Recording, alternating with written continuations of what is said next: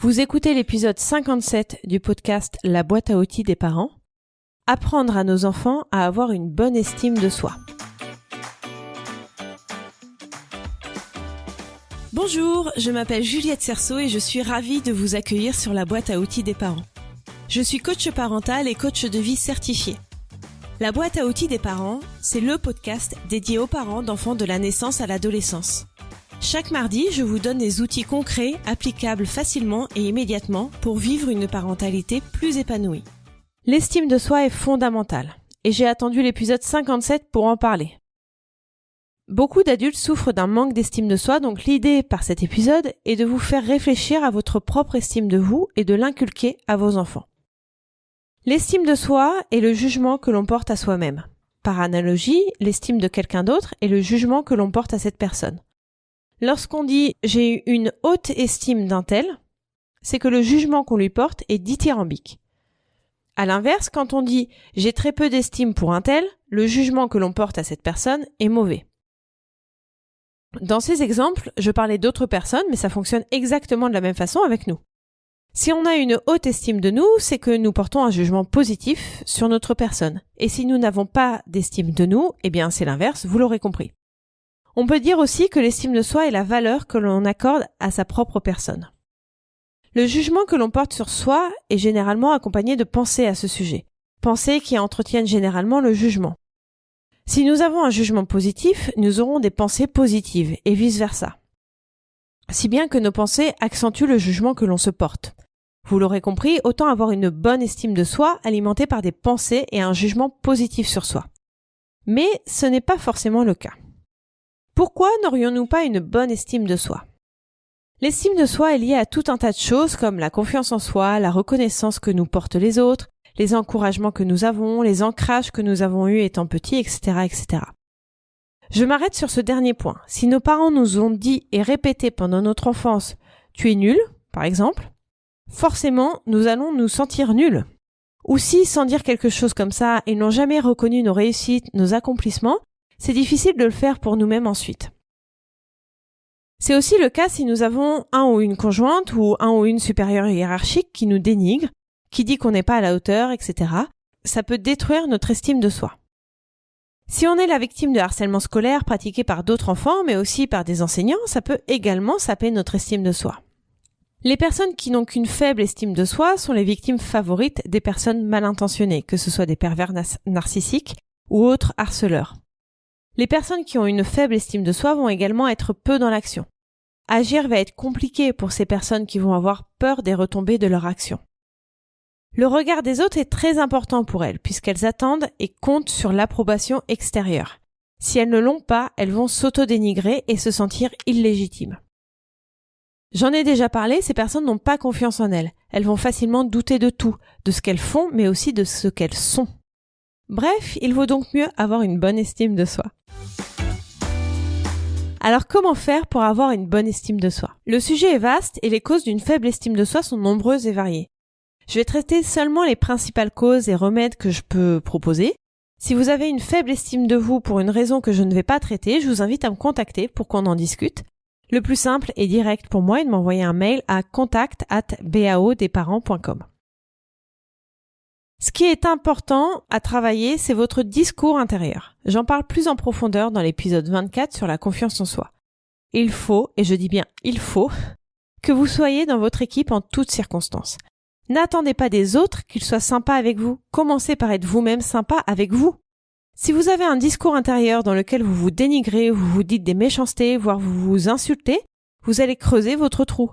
Au contraire, si vous vous parlez gentiment, avec bienveillance, vous allez pouvoir remonter. Je conseille toujours à mes clients et mes clientes de se parler comme s'ils parlaient à leur enfant ou leur meilleur ami. J'avais une cliente qui était hyper dure avec elle-même et hyper douce avec ses filles. Elle a pris l'exemple d'une fois où elle avait fait trop cuire un gâteau. Elle le sort du four et se dit des choses comme « T'es bête, pourquoi tu n'as pas mis le minuteur, c'est n'importe quoi, t'arrives même pas à faire cuire un gâteau correctement, bref. » Je lui ai demandé ce qu'elle aurait dit à sa fille si c'était elle qui avait fait trop cuire ce gâteau. Je précise que nous parlions de l'une de ses filles qui était adulte. Le discours qu'elle lui aurait tenu n'était absolument pas le même. Il était plein de compassion et de bienveillance. Alors, à chaque fois qu'elle faisait quelque chose de mal, d'après elle, une bêtise, elle avait pour mission d'imaginer ce qu'elle dirait à sa fille si c'était sa fille qui avait agi. Le discours intérieur est vraiment important et il ne tient qu'à vous de le changer. Je sais que ça peut être dur, mais vous avez le pouvoir de le faire. Une autre chose à faire est de s'accepter tel que l'on est. Alors oui, c'est plus facile à dire qu'à faire, mais c'est vraiment efficace. Et vous pouvez le faire petit à petit. Commencez par accepter une petite chose qui vous dérange chez vous. Je ne cite pas d'exemple car c'est vraiment personnel. Une fois que vous aurez réussi à l'accepter ou au moins à en faire abstraction, je vous invite à recommencer avec une autre chose et ainsi de suite.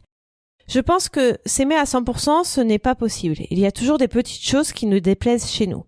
Mais si au moins on peut y faire abstraction, c'est déjà ça. Enfin, le dernier conseil que je donnerai est de ne pas attendre toujours une validation extérieure et de trouver en soi la validation que l'on cherche.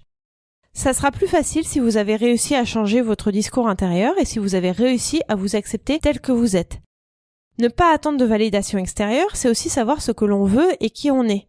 C'est se dire « je fais ça parce que j'en ai envie, parce que je pense que c'est la chose à faire, et pas parce qu'un tel ou une telle le souhaite ». Je suis assez bref sur ces propositions pour rehausser l'estime de soi, bien que je pourrais en parler des heures, parce que je veux vous parler de vos enfants. Comment apprendre à son enfant à avoir une bonne estime de soi? Je vous parlais du discours intérieur un peu plus tôt. Je crois que le discours intérieur dépend d'abord du discours extérieur que l'on reçoit, surtout en étant petit, car c'est à ce moment-là que se construit la personnalité des futurs adultes. Donc parlez à votre enfant avec bienveillance, pointez du doigt ses réussites à fond, n'ayez pas peur d'en faire trop, ce n'est pas possible. Lorsque votre enfant a une non-réussite, parlez-en avec lui pour lui dire que l'échec est une super façon d'apprendre. J'en parle plus amplement dans l'épisode 26. L'échec n'est pas une mauvaise chose, bien au contraire. Parlez-lui avec bienveillance. Il est en train d'apprendre tout un tas de choses, c'est normal qu'il n'arrive pas à tout de suite et qu'il soit frustré par rapport à ses non-réussites. Accompagnez-le pour qu'il réessaye et finisse par y arriver. Vous pouvez aussi faire attention au discours intérieur de votre enfant quand il s'extériorise. Par exemple, j'entends parfois dire mon fils « Oh, je suis nul !» Donc là, j'accours et je lui demande pourquoi il dit ça. À tous les coups, c'est parce qu'il n'arrive pas à quelque chose. Donc je rectifie en disant quelque chose comme tu n'y arrives pas, ce n'est pas pour ça que tu es nul, réessaye et tu vas voir, tu vas y arriver.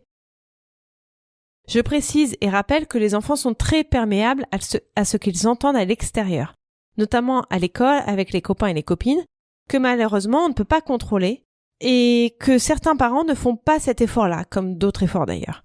Donc ils entendent d'autres enfants dire qu'ils sont nuls et pensent que c'est ce qu'il faut dire et se dire.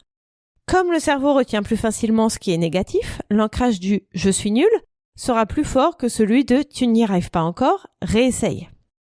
On peut également faire attention à notre réaction à nous parents lorsqu'on oublie quelque chose ou lorsqu'on n'arrive pas à faire quelque chose. Ça aura le même effet que les copains-copines. Et même, on peut se forcer à extérioriser un discours d'échec. Je reprends l'exemple du gâteau trop cuit. On peut dire « Oh mince, le gâteau est trop cuit, c'est pas grave, on coupera les bords et puis voilà ». Une autre chose que je préconise est de bien recevoir les critiques des autres. J'en parle dans l'épisode 14 consacré au regard des autres. Pour embêter ma fille, mon fils lui dit qu'elle est moche. Je vais pas parler ici des raisons pour lesquelles mon fils dit ça à ma fille, je veux m'attarder sur la réaction de ma fille. Parfois elle se met à pleurer en criant « C'est pas vrai, je suis pas moche, je suis jolie ». D'autres fois, elle vient me voir en se plaignant de ce que vient de lui dire son frère. À chaque fois, je lui demande « Et toi, qu'est-ce que tu en penses? Est-ce que tu penses qu'il a raison? Est-ce que tu penses que tu es moche ?» À chaque fois, elle me dit que non, qu'elle est jolie et que son frère dit des bêtises. Alors je lui dis que ce qui est important, c'est ce qu'elle pense elle.